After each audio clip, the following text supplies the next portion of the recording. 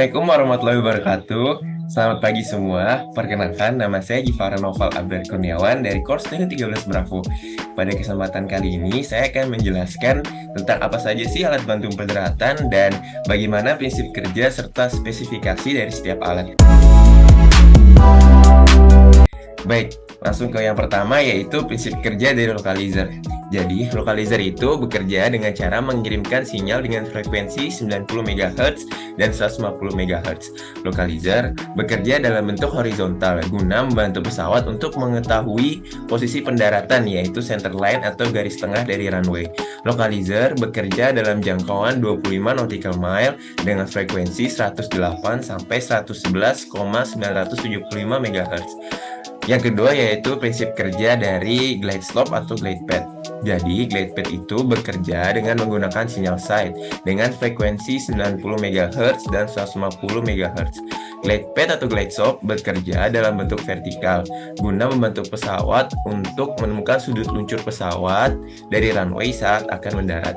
GP atau glide path sendiri bekerja dalam jangkauan 10 nautical mile dengan frekuensi 328 sampai 335,4 MHz dan sudut 3 derajat. Kemudian yang ketiga yaitu prinsip kerja dari marker beacon. Marker beacon sendiri bekerja dengan frekuensi 75 MHz. Marker beacon itu terbagi menjadi 3 yaitu outer marker, inner marker, dan middle marker. Nah, fungsinya itu guna membantu pesawat dalam melakukan pendaratan dan pendekatan runway. Di Indonesia sendiri hanya digunakan 2 yaitu middle marker dan outer marker. Kenapa? Karena di Indonesia menggunakan kategori pertama. Kemudian kita lanjut ke prinsip kerja dari DME. DME di sini itu difungsikan sebagai pengganti dari OM atau outer marker dengan fungsi yang sama untuk membantu pesawat dalam pelaksanaan pendaratan di runway. DME sendiri bekerja dengan mereplay interrogation dari pesawat yang berisi jarak dari stasiun DME ke pesawat. Nah, lanjut ke nomor 2 yaitu bagaimana sih gambaran dari pancaran sinyal dari alat localizer dan glide slope atau glide path. Nah, untuk yang pertama ini adalah gambaran dari pancaran localizer. Nah, localizer ini dia memancarkan dengan cara horizontal. Nah, ini merupakan tampak dari atasnya. Nah, bila dilihat pada gambar itu terbagi menjadi 2 yaitu di bagian yang berwarna merah dan berwarna biru. Nah, untuk di bagian sebelah kiri yang terdapat di dalamnya itu yaitu sinyal SBO. SBO itu terbagi menjadi 2 yaitu 90 Hz dan 150 Hz. Nah, untuk yang di warna biru itu 150 Hz dan untuk yang warna merah itu 90 Hz. Sedangkan untuk di bagian luarnya itu disebut CSB. Nah, kemudian untuk yang bagian lebih dalamnya yaitu di bagian luarnya itu clearance. Nah, clearance ini di dalamnya juga ada SBO. Nah, kemudian kita lanjut ke gambar glide slope atau glide path. Nah, sesuai dengan fungsinya yaitu untuk bentuk vertikal, maka ini merupakan gambaran dari vertikal yaitu glide path atau glide slope. Nah, untuk yang berwarna merah ini merupakan clearance dari alat tersebut. Nah, kemudian untuk garis yang paling luar yaitu CSB dan di dalamnya ini terbagi menjadi 2 itu merupakan SBO. Dan yang di bagian bawah atau yang dekat berwarna merah ini yaitu 150 Hz dan yang di bagian atasnya itu 90 Hz. Nah, jadi kesimpulannya itu sinyal coarse dan sinyal clearance artinya ini merupakan jenis dual frekuensi di mana sinyal coarse terdiri dari SBO sideband only yang diperlemah atau dihilangkan carrier-nya yang terpancar hanya sinyal 90 dan 150 Hz. Kemudian CSB carrier sideband di mana RF dimodulasikan dengan sinyal 90 dan 150 Hz. Kemudian sinyal clearance yang menanggulangi pantulan dari pancaran sinyal yang tidak dikehendaki dan pada localizer dia mendominasi 10 sampai 35. Dengan landasan dan pada GP atau glide path membantu memperkuat pancaran 150 Hz dan menghilangkan gangguan yang ada pada pancarannya. Kemudian kita lanjut ke nomor 3 yaitu spesifikasi dari tiap-tiap alat bantu pendaratan. Jadi yang pertama itu adalah localizer. Nah, localizer ini memiliki frekuensi operasi yaitu 108 sampai 111,975 MHz. Kemudian toleransi frekuensinya itu untuk single frag yaitu 0,05%, dual frag 0,02%. Kemudian dimodulasikan oleh dua sinyal guidance yaitu 90 Hz dan 150 Hz. Kedalaman modulasi masing-masingnya yaitu 20% sehingga total menjadi 40%. Kemudian sinyal ID-nya yaitu 10%, daerah cakupannya yaitu 25 nautical mile. Kemudian untuk peralatan localizer yaitu terdiri dari dual transmitter, dual monitor, control unit, antena distribution, dan antena array. Kemudian alat yang kedua yaitu glide pad atau glide slope. Untuk frekuensi operasinya yaitu 328,6 MHz sampai 335,4 MHz. Kemudian untuk toleransi frekuensinya 0,05% dan 0,02%. Kedalaman modulasi masing-masingnya yaitu 40%, maka totalnya menjadi 80%. Dimodulasikan sinyal 90 Hz dan 150 Hz. Daerah cakupannya itu harus sampai 10 nautical mile.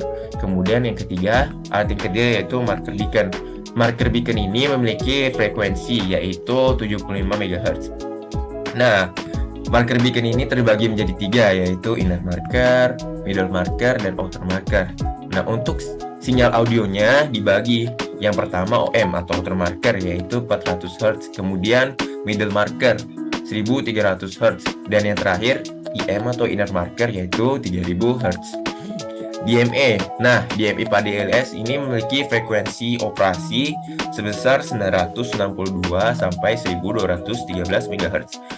Untuk satu peralatan DMA itu sama dengan satu channel dari 252 channel. Dari 252 channel itu terdiri dari channel 126X dan 126Y. Nah, untuk TX dan RX DMA membentuk perbedaan frekuensi yaitu 63 MHz.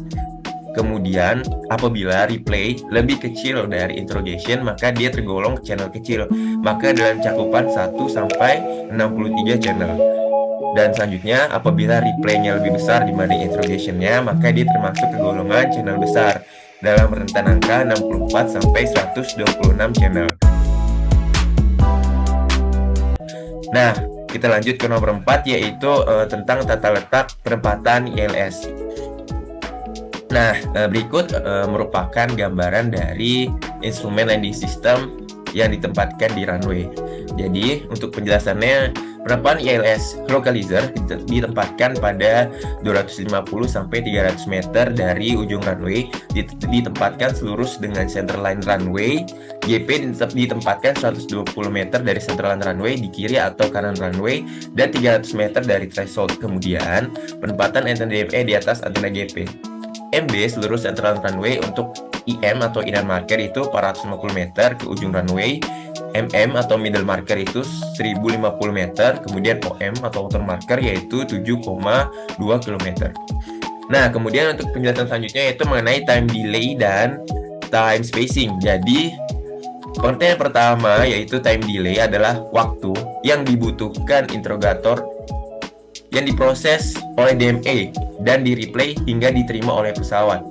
Jadi, waktu yang dibutuhkan interrogator yang diproses oleh DMA dan di-replay hingga diterima oleh pesawat, itu waktunya kurang lebih selama 50 mikrosecond.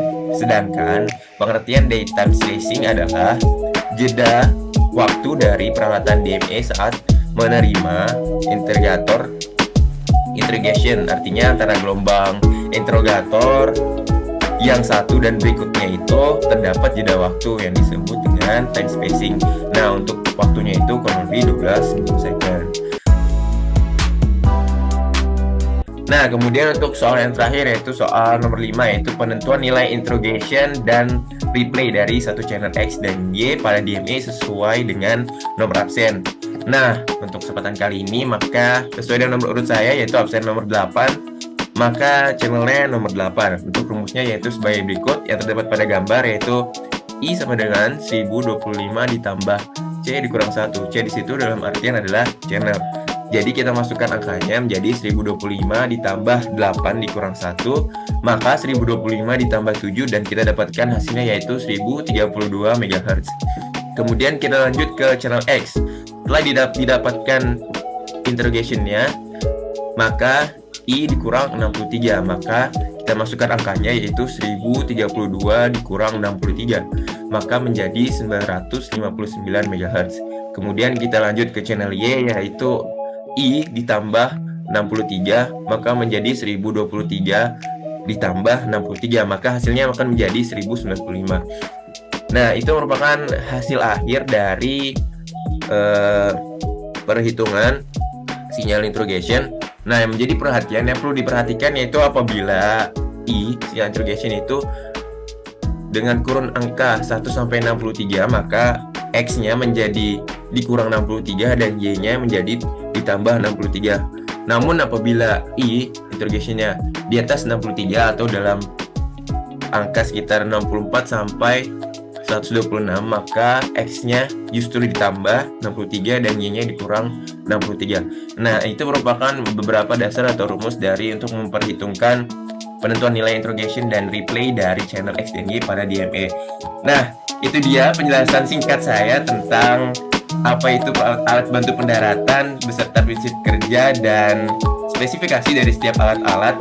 Maka sekian yang dapat saya sampaikan. Apabila ada salah atau kurang, mohon maafkan. Wassalamualaikum warahmatullahi wabarakatuh.